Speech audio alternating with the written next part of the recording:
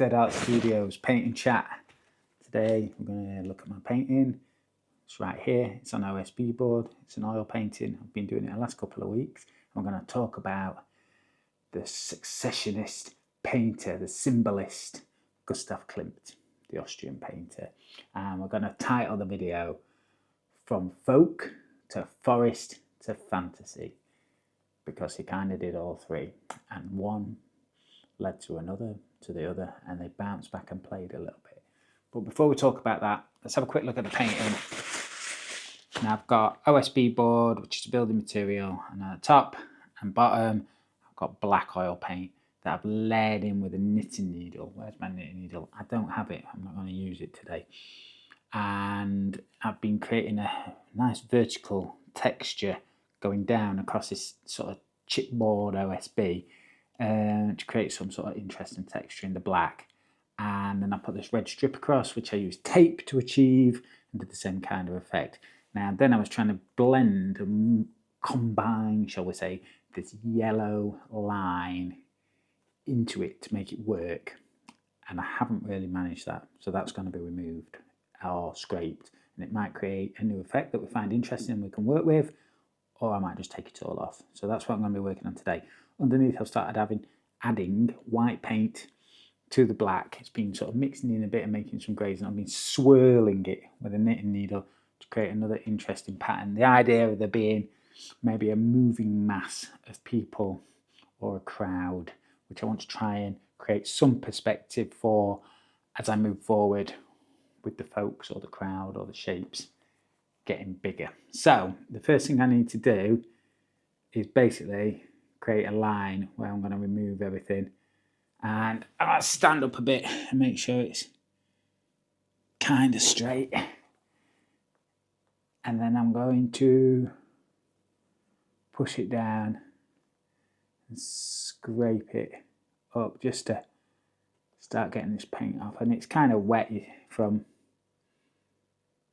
being placed on earlier. You know, it's oil paint, it takes a very long time to dry, especially if it's not mixed with a medium like liquid. So Gustav Klimt, he was born in the late 19th century, and he unfortunately died during the 1918 flu pandemic. He had a relatively short life of around 50-something years, and he was an Austrian painter who was born in Baumgarten. Now, does that mean orchard, baum, tree, garden? Let me know if you're a German-speaking person. And he hung out mainly in Vienna. He went to the Vienna School of Arts and Crafts, I believe, and he trained as an academic painter. He was doing people, you know, he'd come out, people would pay for a portrait, and he'd paint one. And let me tell you, he was one of the best. He does amazing portraits in those early days, and he makes money doing these academic style portraits of folks. Very useful if you need a picture of yourself, if you're high society, and that's what he was doing. But we don't know him for that, do we? We know him for probably The Kiss already. This is getting messy. We know him for The Kiss and the other lady that he painted, whose name I always forget because I'm terrible at names. I'll flash it up. Yeah, we know him for that. And that isn't academic style painting, is it? It's very flat. It's two-dimensional. He took it from the Eastern painters, you know, Eastern art, China, Japan, where 2-on-1-point perspective wasn't used as much as in the Western world, shall we say. And he took that element, and then he had lots of patterns and flowers and dots and embellishments onto people. So how did he sort of get there? Well, the kickstarter for that, unfortunately, was the death of his middle brother and his father, which led him to have some sort of emotional crisis, maybe, or change in emotion, and led him to discard his academic style of painting and take up this new style. Now, when you look at his painting, he used to sort of go away on holiday to Attersee every year, which is a big lake in Austria, quite close to the German-Bavarian border. And when he was out and about in the mountains, in the lakes, he would also paint forests, birch forests. Everything was very vertical, and if you look in his work, there's a lot of verticality. In fact, his portraits are in portrait, much like this board down here, and a lot of his works are very narrow and all very up and down. And if you look at it, he was quite interested in painting these tightly packed birch trees in these sort of marshy forests.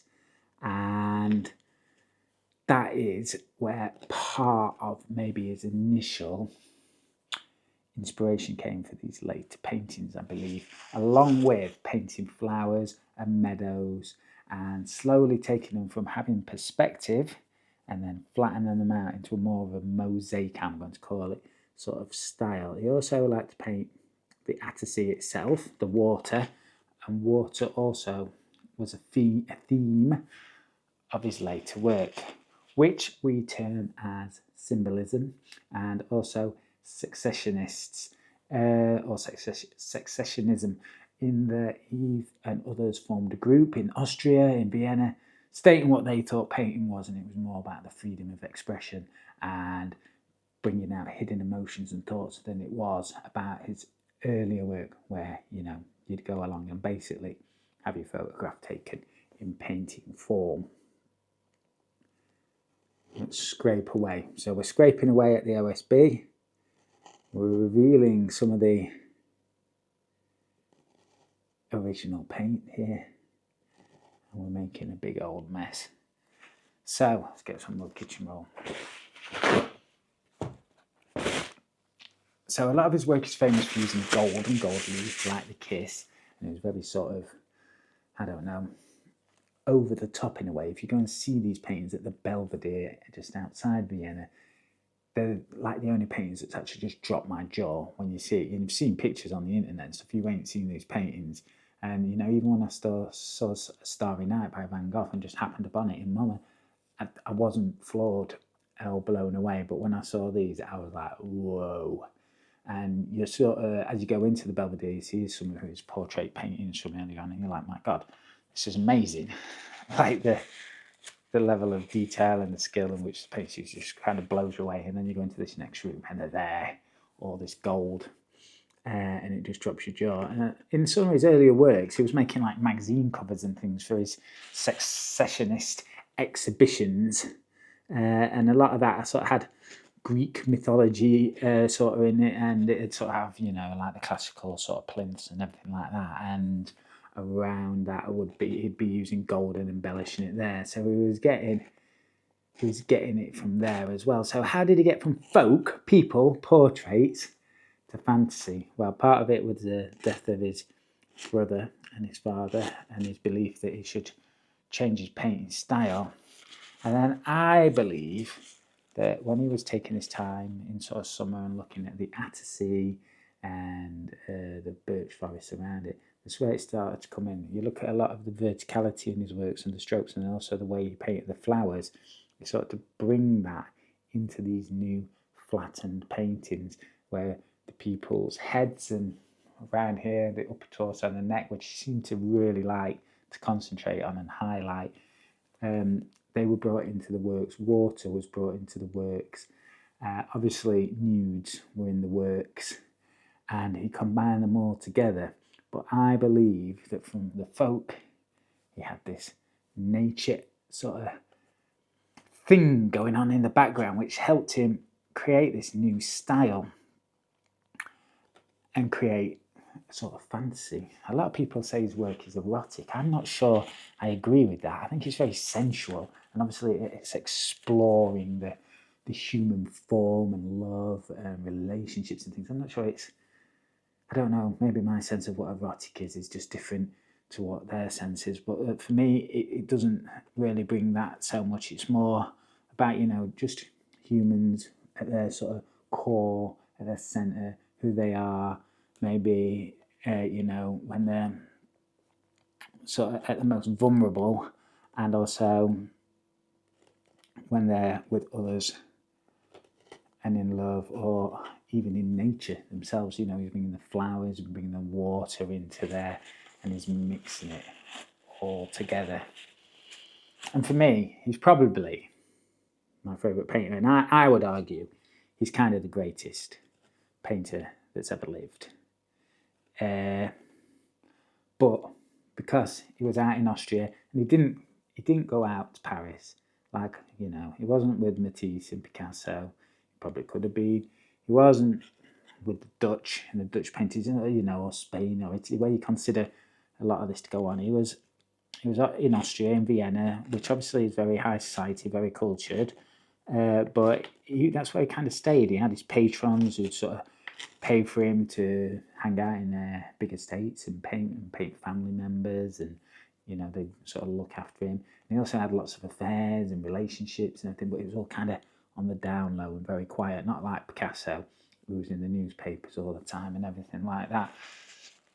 So even though he's obviously extremely famous, as are his paintings, I think he could have been like up there, you know, with the Leonardo da Vinci's and the Raphaels, things like that. You know, we can throw Picasso in there for what he did for art, and probably the first art celebrity in many ways.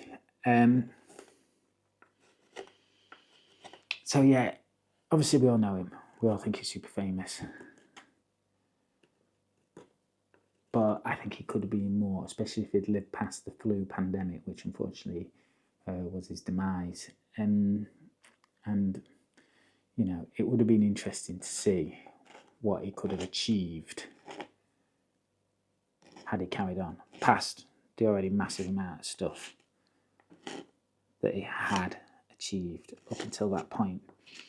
Yesterday I uploaded, it'll be 2 days when you see this, a 1 hour wiki art deep dive where I sit and look at his work, the first 100 of his works on wiki art, and just go through them on the computer looking at them. So if you're interested in looking at each of his works individually while you chill out a bit, you can tune into that. When I do the next, I think there's ironically 69 left to do, and I'll do those next week, and we'll maybe have a little bit more of a discussion about Gustav.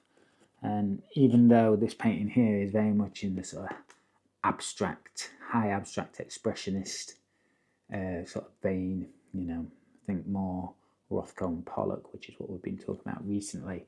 Maybe I can incorporate, at least using this verticality and the idea of bringing nature into something else. Maybe I can incorporate that into this painting. Can I bring the human into it? Maybe down here in this white bit, can I get bigger figures? Can I make them sensual like Gustav did? Now, his sketches were also amazing. There's only a few on there, but mind blown. I've been trying to do some sketching, and it's so difficult for me. I mean, they're not bad, but I don't know. Do I have the time? I've got so many things I want to do. I just don't know. I've got to keep practicing it, but it's frustrating when you see people doing this stuff, and I think they have more time back then. You know, there's so much going on in the world now that we're supposed to be doing, other than just indulging in what we love. Anyway, that's enough about that.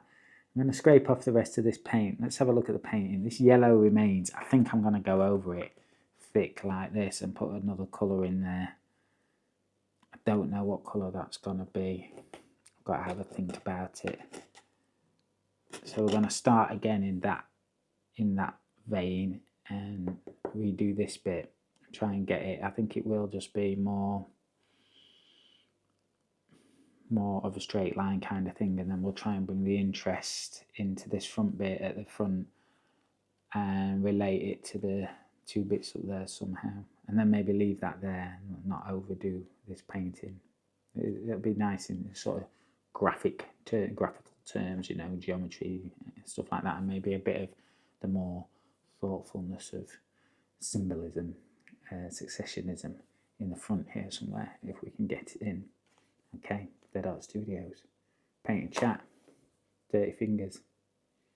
See you next time.